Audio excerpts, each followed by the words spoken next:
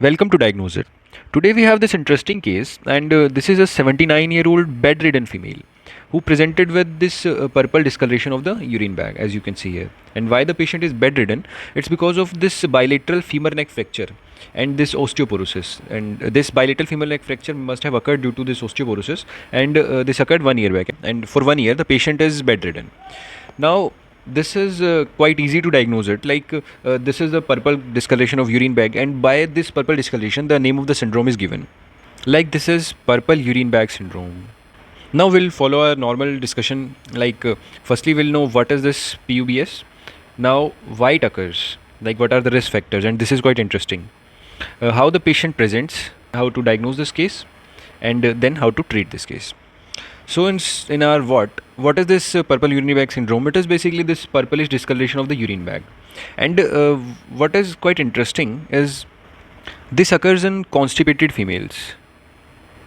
One is constipated, and most of the time it occurs in females, and other things are it occurs in bedridden patients with a indwelling catheter, and the catheter is inserted for a long time. Now we'll discuss why it occurs. So, firstly, there are some risk factors for development of this purple urine bag syndrome. One is this constipation, this female gender, this bedridden patient, and most commonly this institutionalized patients. Like the patient is admitted in the hospital with a plastic urinary catheter and also alkaline urine. So these are basically the risk factor for development of this syndrome. We'll know about why these risk factors cause this PUBS. Firstly, let's come to this. Now, what happens is in the food of the patient, there is this tryptophan amino acid that is present, and this tryptophan in the intestine, basically in the large intestine. And in the intestine, this tryptophan is converted into indole by the presence of these bacterias. And these bacterias basically metabolize this tryptophan into indole.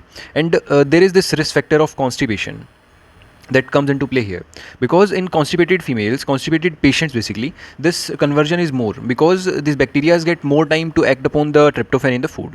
Now this indole, due to the portal hepatic circulation, this indole get absorbed via the portal vein and reaches the liver, and in the liver this indole get converted into this indoxyl sulfate, and most of this indoxyl sulfate is excreted in the urine via the liver.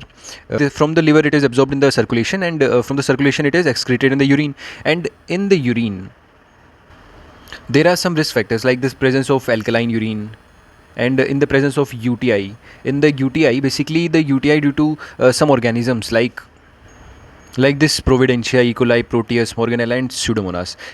Why these? Because these are the bacteria that produce some enzymes like sulfatase and phosphatase. And these enzymes and also this alkaline urinary medium, this convert this indoxyl sulfate into this indoxyl and further into indigo, that is a blue colored pigment, and this indirubin, that is a red colored pigment. And the mixture of this indigo and indirubin, this blue and red color, this make the color of this make the purple color, which is why this syndrome is named as this purple urinary bag syndrome. Now this pathology is quite interesting. Now let's come to the presentation, how the patient presents. The patient may present with this feature of firstly this constipation, and the other features are like this UTI, the features of UTI. Most of the time the exact symptom of UTI, like this burning micturition or the presence of fever and chills, are absent because these are the old patients. But yeah, the UTI features, by the UTI features patient can also present. The diagnosis of this case is also quite simple, because you can clearly see this purplish discoloration of urinary bag, and also we can and what other investigations we can do, we can also go for this urine culture and microscopy, and also for the pH of urine. And most of the time the pH is more than basically 7.5. It is alkaline pH. But yeah, and in some cases, in some atypical cases, in acidic urine also this purple urine bag syndrome is seen, and in that cases this purple color is due to some kind of bile pigment or some kind of the steroidal pigment that is excreted in the urine and give this purple color. And one more thing about this purple color, the urine that is excreted, like the just excreted urine is of normal color, but after some time in the urine bag, when it stays, it convert into this purple color. Most of the time it occurs, but not always, like you can see.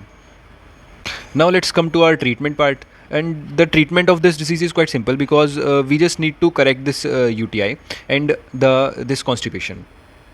For the constipation, we can give the drugs for the constipation, and for UTI, we can give appropriate antibiotics. And the mainstay is this antibiotics. And after the antibiotic treatment, the bacteria, these bacteria get killed, and no enzyme is produced. So no indoxyl indigo or indirubin is produced from this indoxyl sulfate, and the symptoms like this purple discoloration of urine get relieved.